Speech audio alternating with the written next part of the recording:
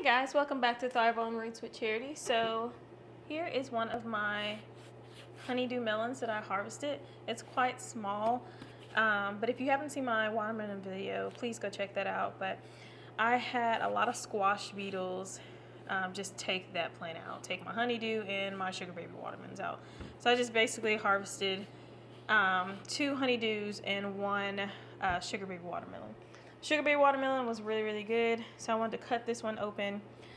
This honeydew melon to see if we got a honeydew, and we do.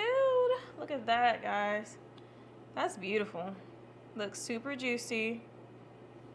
Smells really fresh, really nice. Super excited about it.